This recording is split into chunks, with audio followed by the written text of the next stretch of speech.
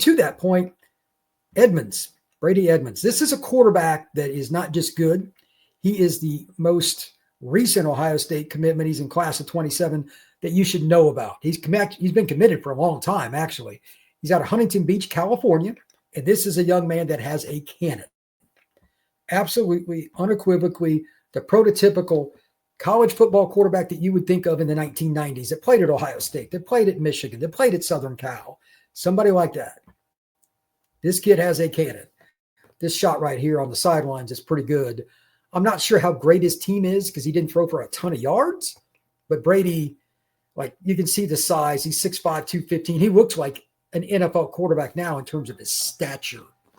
And watching him throw the football over and over when he steps into one, I'm not saying he's going to be the same player, but he's from the same area.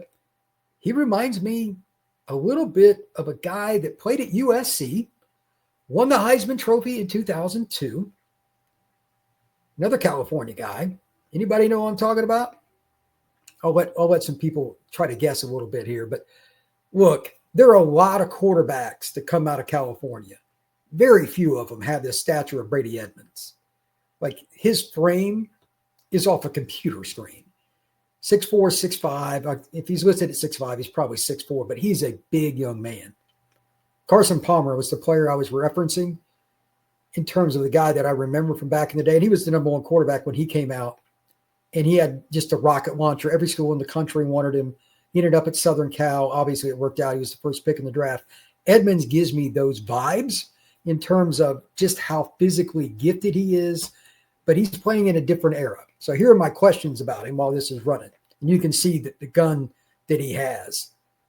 Does Brady Edmunds have the ability to throw the football down the field and all that? Sure. Can he run some RPO and actually run? In Ohio State's offense, he wouldn't need to run a ton. Don't get me wrong. Right here's a good sprint out example. Like, still got a pretty good release, finds the guy. He just extends the play. That's probably enough most of the time. But if you're playing Georgia or Notre Dame or Alabama or Miami or somebody like that in the playoff, going and getting 25 yards rushing, while it seems minuscule, could be the difference between winning and losing, because that might be 7 carries where you're getting 2 4th and shorts on sneaks, maybe a couple rollouts, and then 1 or 2 busted plays. Those are all important too.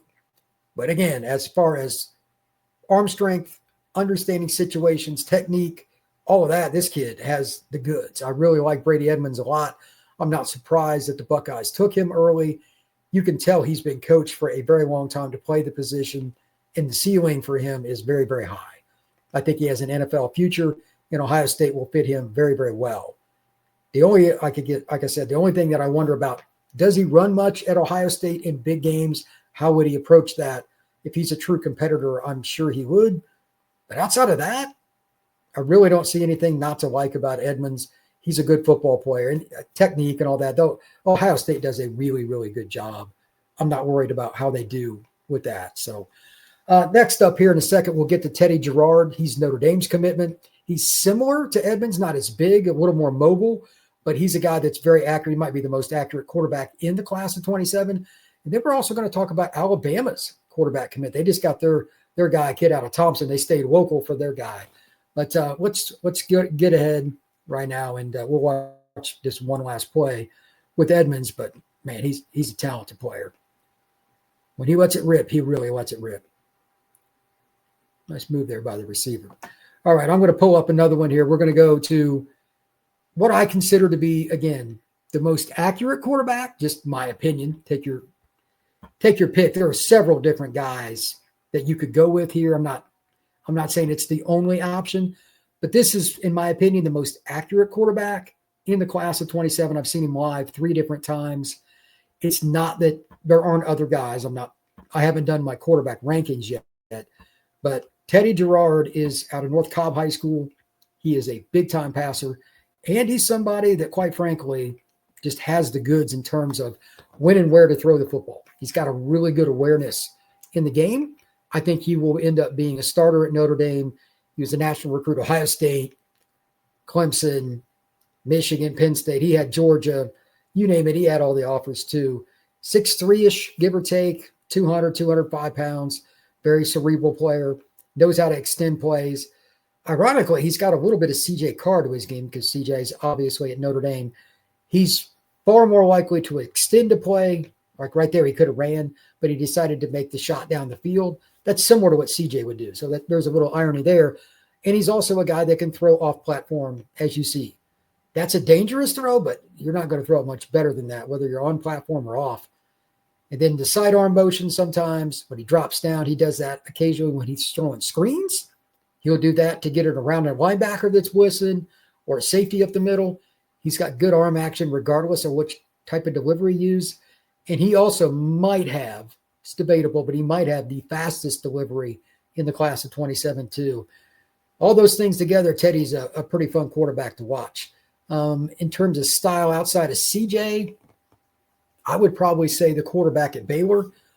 I forget his name, but that'd be one of them. There aren't a lot of quarterbacks, though, that have that delivery out that fast. So Teddy's one of my favorite players to watch in this class, and he's a fun guy. The only other player that I really think that I would compare him with is another kid from Texas. I forget his name too, but the kid at TCU. He's a heck of a quarterback, and he's in Bryle's system. He gets it out quick. I think Teddy would have been great in either one of those. But watching him overall, the only thing about him is just like he just needs to add a little more weight.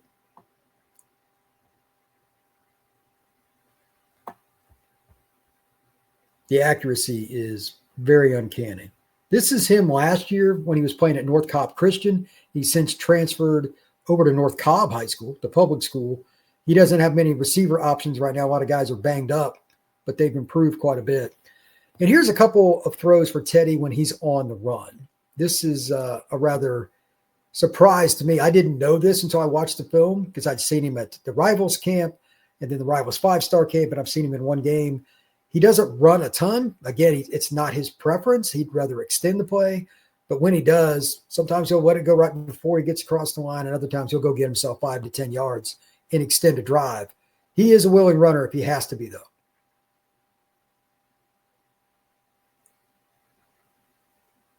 And here is another example of that. Really good read right there to go to the outside. Sometimes you just got to go get 5 or 10 because there's nobody open.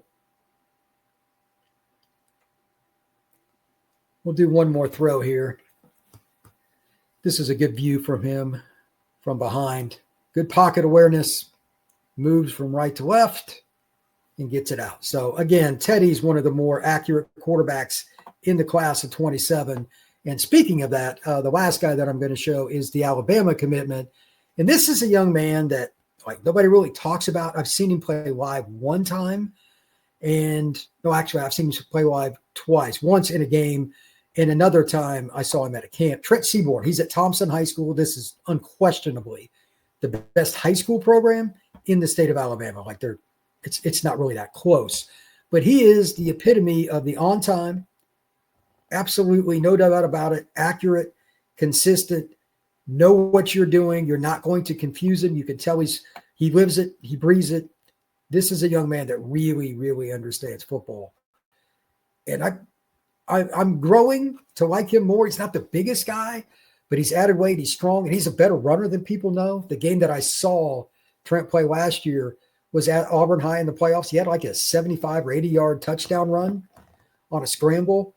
He's good at everything he does. There is nothing you can say, oh, man, he's nowhere near where he needs to be. And the system at Alabama is a tremendous fit for Seaborn as well. He's really athletic. He has the ability to throw the football all around. I don't think there's anybody that I would be disappointed with in regards to Seaborn in terms of like which school he could play. He'd figure it out. But Alabama might be the best fit for him out of anybody. It's ironic because that school is about, from where he lives, maybe an hour. So it's pretty convenient. So DeBoer, Grubbs, they get a guy that fits their scheme. He's local. He's at the best program. So the Alabama Crimson Tide absolutely gets somebody that fits what they're trying to do. Watch his delivery too. Like it's just consistent each and every time, whether he's on the run or not, he can really, really get it out quick. And he's just naturally accurate. He was the same way when I saw him in the playoff game at Auburn. Very consistent.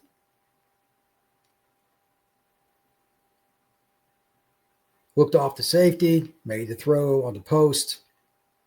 We'll watch one more here, then we'll go to break real quick. talk a little power pole. But Seaborn is one of my favorite quarterbacks just in terms of like the consistency. You don't ever have to worry about him really putting the ball in harm's way. So we'll watch this one right here too. Nice pass to the outside.